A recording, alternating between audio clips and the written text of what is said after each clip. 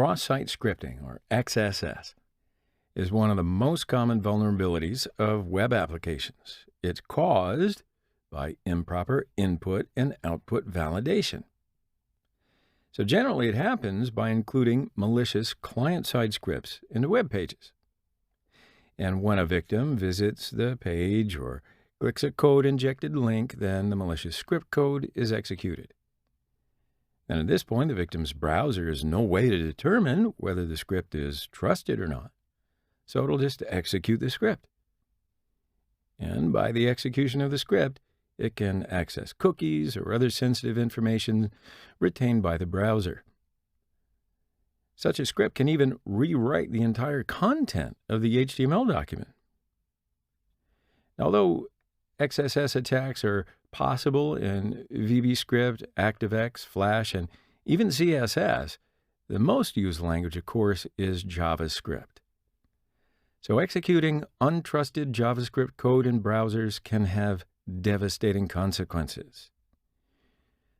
Anyway, we can divide XSS attacks into 3 types: reflected, stored, and DOM-based XSS. So in the next few lessons, we're going to cover XSS flaws in detail. So this type of XSS vulnerabilities occur when the malicious input in an HTTP request is immediately returned to the victim's browser in an HTTP response. So the malicious input data is not stored on the backend. So that's why we call it reflected. What the attacker enters is reflected to the victim quickly. Now, it's also known as non-persistent or first order or type 1 XSS. Reflected XSS vulnerabilities require the malicious script to be embedded into a URL. So, as a pen tester, we should try to find a way to entice the victim user to click the link containing the malicious script. Now, in order to be successful, the user needs to click on the infected link. But before that, we need to use whatever social engineering technique we need to deliver the infected link to the potential victims.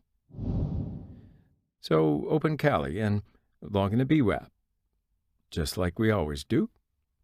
Now, as you can see, there are many examples of XSS vulnerabilities in BWAP, and I'm going to exploit some of them, not all. So let's first choose the XSS reflected get. And it's nothing but this sample page. But what you type in the fields will be reflected to the page. And then the values will transmit over the URL. And view the page source. And here are the values I typed. So this is a suspicious form. Okay, so now let's have a look at the code. Now, here at the beginning, there is a function named XSS, and it calls XSS check3 and check4 functions according to the security level. So scroll down a little bit, and it grabs the values in the form, then it uses them in the XSS function. All right, so if the level is low, the values will be printed to the screen directly. If not, XSS check3 and check4 functions will be executed for medium and high level. And this function is in this file. We'll scroll down, and here are the functions. So check4 uses add slashes function to prevent these characters. And check3 uses HTML special chars function with encoding. So go back to Firefox, and I'm going to paste HTML1H1 tag in here, and it's executed. So view the source, and here's the problem. So the input is not sanitized at the back end and added the source of the page. So let's look to see, and there's no difference between this tag and any other HTML tag on the page. No encoding or anything else. and this tag is reflected with the page to us again. So now I'm going to paste another HTML tag.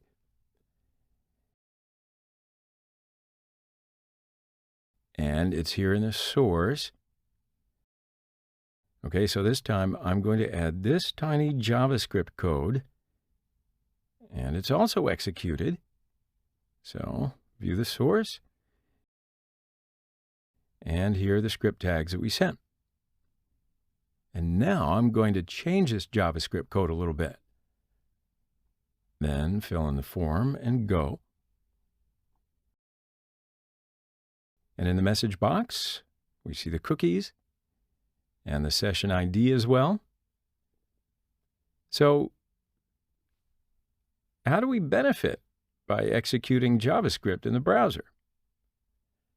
So JavaScript provides us the power to do many things browser side, but we do have to use the browser. So in order to hack, we need to execute JavaScript in someone else's browser. So copy that URL and open another tab and paste it and go. So you can see JavaScript payload in the URL is executed as soon as I open the page.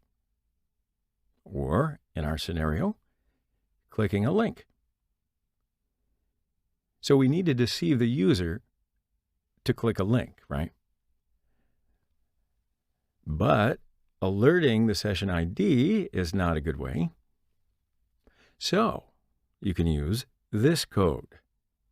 It will send base64 encoded user's cookie to my application. You can download and host it on your Kali or your host if you like. It's a simple Bootstrap 4 app.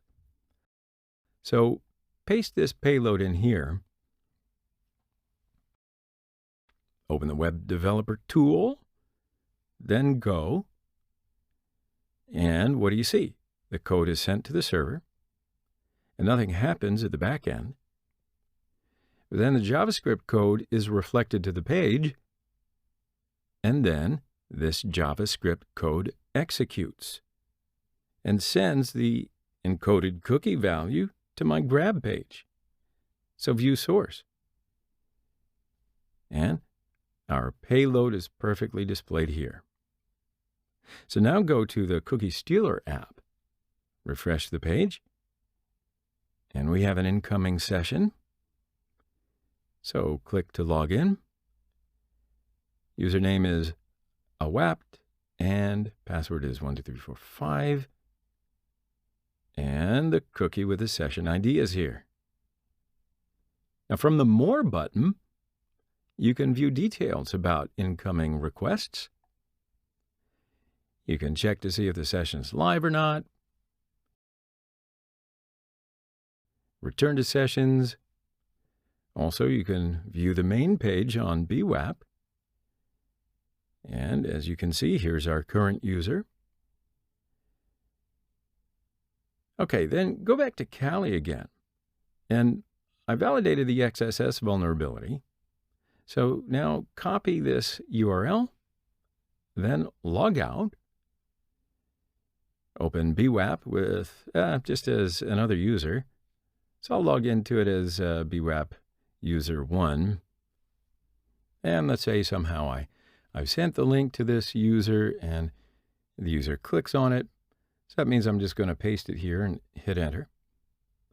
View source.